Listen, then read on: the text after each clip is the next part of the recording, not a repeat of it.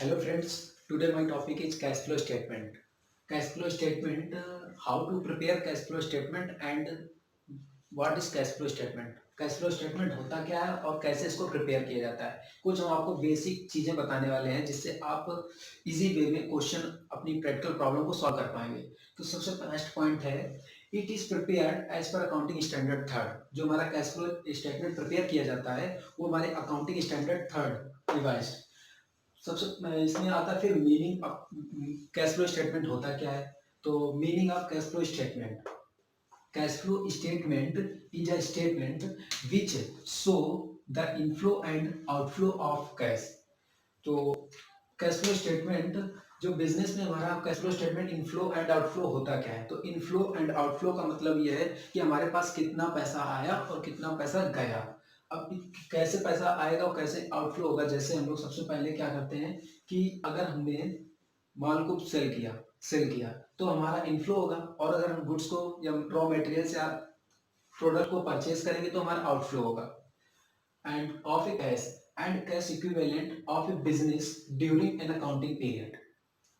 अब first first point clear हुआ। अब बात करते हैं सेकंड पॉइंट की। Second point, cash flow statement can be prepared using two method, first direct method and second indirect method. तो हमारा कैश फ्लो स्टेटमेंट कैसे प्रिपेयर किया जाता है, using two method, first direct method and second indirect method. तो अब direct method और indirect method होता क्या है इसको हम आगे एक्सप्लेन करेंगे। Third point, cash flow statement is prepared in three parts. First, net cash flow from operating activities, जो हमारे ऑपरेशन से रिलेटेड होता है। And second, cash flow from investing activities, जो हमारे फिक्स एसेट्स एंड इन्वेस्टमेंट से related होता है। Third point, cash flow from financing activities. Cash flow from financing activities में हमारा आता है share capital and loans.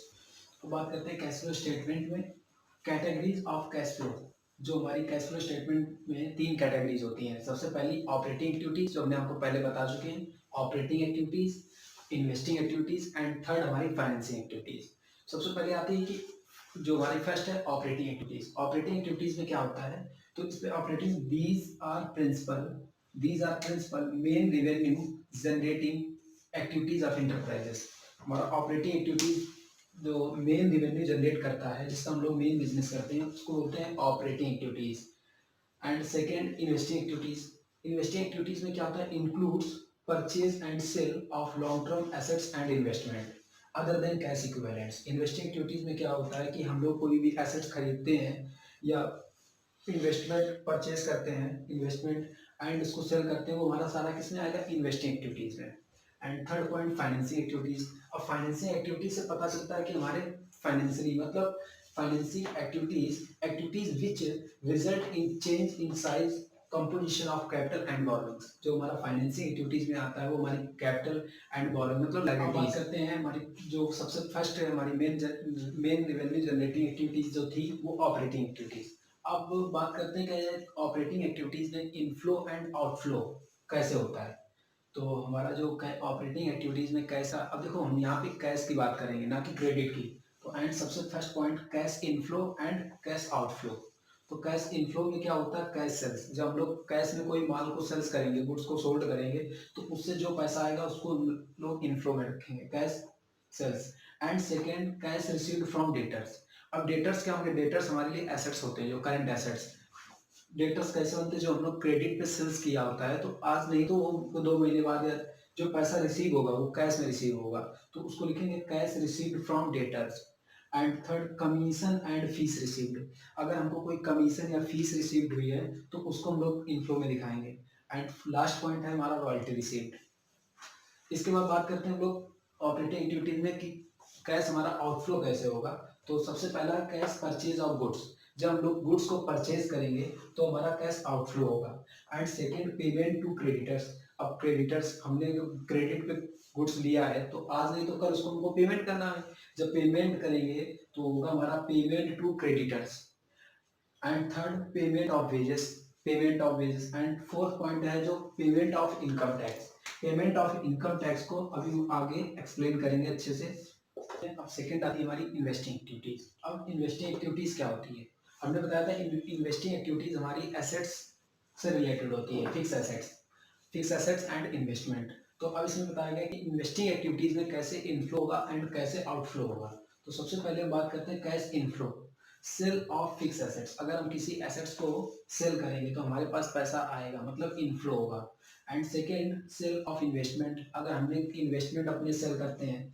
Third point interest receive, अगर कहीं भी हमने इन्वेस्टमेंट किया उससे हमको इंटरेस्ट रिसीव हो रहा है तो वो हमारा कैश किसमें आएगा, इन्वेस्टिंग की कैश इंटरेस्ट रिसीव्ड, जो हमारा आएगा इन्वेस्टिंग एक्टिविटीज के पार्ट में। And last point dividend received, जो हमको डिविडेंड रिसीव होगा। जैसे मान लो किसी कंपनी के शेयर्स परचेज कर लेते हैं तो उससे जो हमको डिविडेंड रिसीव होता है वो हमारा इन्वेस्टिंग एक्टिविटीज है, क्योंकि हमने पैसा किसी दूसरी कंपनी में इन्वेस्ट किया।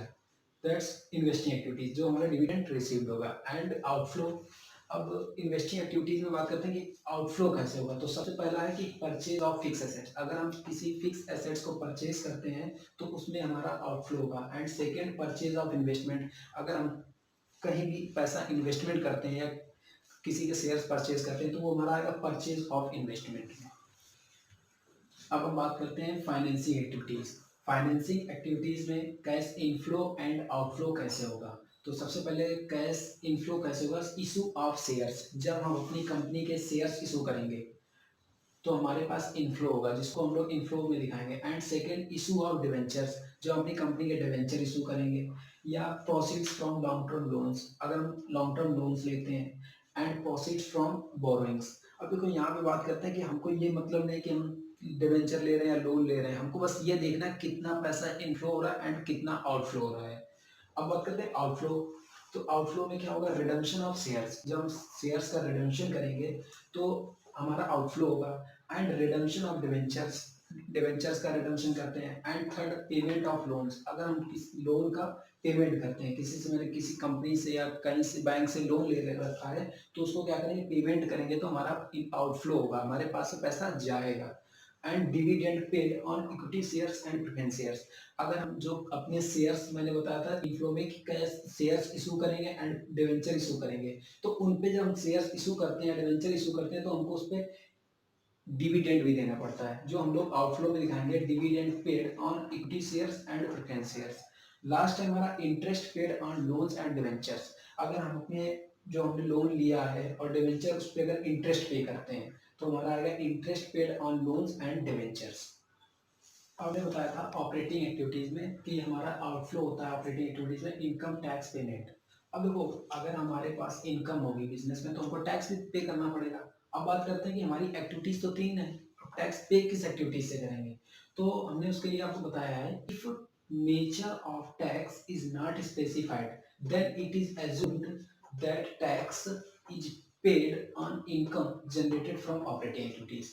अगर हमको कुछ नहीं स्पेसिफाइड करके बताया गया है कि टैक्स किस कहाँ से पे करना है तो हम लोग क्या करेंगे, ऑपरेटिंग एक्टिविटीज से टैक्स पे करेंगे। And second, if it is practicable to separate the tax payment among different activities, then it should be separated and presented under respective activities like operating, investing and financing। जब अगर हमको specified करके दे दिया गया है कि हमको ऑपरेटिंग से पेमेंट करना है, इन्वेस्टिंग से पेमेंट करते हैं, फाइनेंसिंग से करना है, तो हम लोग क्या करेंगे, जो दिया होगा उसी से टैक्स को पे करेंगे। अगर स्पेसिफाइड करके टैक्स नहीं दिया गया है कि किस एक्टिविटी से हमें पे करना है तो उसके लिए हम क्या करेंगे, अपने ऑपरेटिंग एक्टिविटीज से टैक्स को पे एग्जाम्पल करते हैं। एग्जाम्पल से हमारा सारा डाउट जो है क्लियर हो जाएगा। Operating, financing and cash flow होता क्या है, और जो हमने आपको मेथड बताए थे कि कैश फ्लो को फाइंड करने के लिए how to prepare cash flow statement, two method. तो हमारा दो मेथड थे, फर्स्ट डायरेक्ट मेथड और सेकंड इनडायरेक्ट मेथड। तो मैंने एक trading and profit and loss account दिया है, कंबाइंड है और एग्जांपल है, इससे हम आपको डायरेक्ट और इनडायरेक्ट मेथड से दोनों करके बताते हैं। तो डायरेक्ट और इनडायरेक्ट मेथड में फर्क क्या होता है, डिफरेंस। तो सबसे पहले बात करते हैं कि क्वेश्चन हमारा क्या है, ओपनिंग स्टॉक नील है, two purchase cash 10 lakh and credit 20 lakh, total मिला के हमारा परचेज है 30 लाख, 30 लाख। इसके बाद टू एक्सपेंसेस, एक्सपेंसेस में हमारे आते हैं कैश, कैश हमारा 4 लाख एंड क्रेडिट पे हमारा 7 लाख, टोटल मिला के आता है 7 lakh. Third two depreciation, depreciation हमारा दिया गया 2 लाख और इंटरेस्ट ऑन लोन 50,000 रुपए। इसके बाद बाई सेल्स में आते हैं 30 लाख कैश है, क्रेडिट पे 20 लाख है, टोटल मिला के 50 लाख है। And by closing stock 4 lakh है, by interest on investment 1 lakh है। जो हमारा नेट प्रॉफिट निकल के आया है 15,50,000। अब क्या करते हैं, डायरेक्ट मेथड से ऑपरेटिंग एक्टिविटीज फाइंड आउट करते हैं। तो सबसे पहले बात करते हैं कि डायरेक्ट मेथड में हम सब लोग सबसे क्या करेंगे, सबसे पहले सेल्स रखेंगे। सेल्स मेरी है, अब सेल्स हमको टोटल नहीं रखनी है, रखनी है जो हमारी कैश पे है। कैश कितनी है, क्योंकि हमको क्रेडिट से मतलब ही नहीं ना, क्रेडिट से क्या इनफ्लो आउटफ्लो कोई मतलब नहीं, हमको ओनली कैश। तो कैश में हमारी सेल्स हुई है 30 लाख। 30 लाख को हमने यहाँ पे रखा, एंड उससे लेस क्या करा दिया कि हम परचेज, टोटल परचेज नहीं लेस करेंगे, ओनली कैश। कैश हमारी 10 लाख, 10 लाख को रखा हमने परचेज में। एंड एक्सपेंसेस टोटल है 7 लाख, बट हमको क्रेडिट नहीं कैश के चाहिए, कैश के हैं 4 लाख, 4 लाख को रखा टोटल सेल से। एंड एक्सपेंसेस और परचेज को माइनस करा दिया, जो हमारा निकल गया है 16 लाख। ये तो हमारा हो गया डायरेक्ट मेथड। अब इनडायरेक्ट मेथड में क्या करेंगे, इनडायरेक्ट मेथड में हम लोग क्या करते हैं, सबसे पहले उठाएंगे नेट प्रॉफिट को, नेट प्रॉफिट को रखेंगे। ठीक, नेट प्रॉफिट में क्या करेंगे कि non operating expenses and non cash and non operating expenses को ऐड करेंगे, एंड नॉन ऑपरेटिंग इनकम को लेस करेंगे। तो सबसे पहले बात करते हैं non operating expenses and cash कैसे। अब क्रेडिट परचेज, अगर मैंने परचेज किया है क्रेडिट पे, तो हमारे पास कैश का आउटफ्लो तो हुआ नहीं है, तो इसलिए क्या, और हम नेट प्रॉफिट निकालते समय सेल से परचेज माइनस कर चुके हैं क्रेडिट वाला। अब उसको क्या करेंगे, क्रेडिट परचेज को हम लोग ऐड कराएंगे, क्योंकि वो हमारे पास से कैश में आउटफ्लो तो हुआ ही नहीं ना।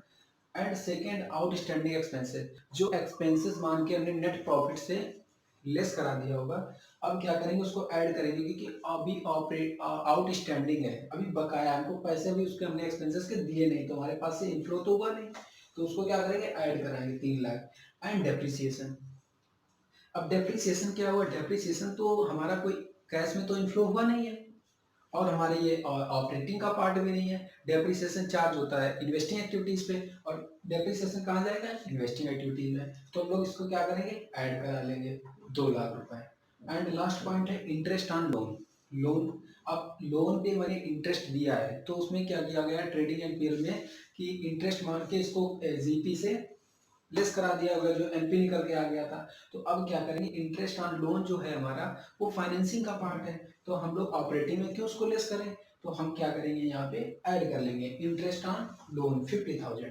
तो टोटल हमारा निकल के आया 25,50,000, जो हमने ऐड कराया निकल के टोटल आया 41 लाख। एंड अब लेस क्या करेंगे, अब देखो हमने सेल्स को तो पूरा इनफ्लो मान लिया होगा, बट क्या क्रेडिट जो सेल्स की वो पैसा इनफ्लो हुआ होगा, नहीं हुआ होगा, तो उसके लिए हम लोग क्या करेंगे, क्रेडिट सेल्स को यहाँ पे रखेंगे।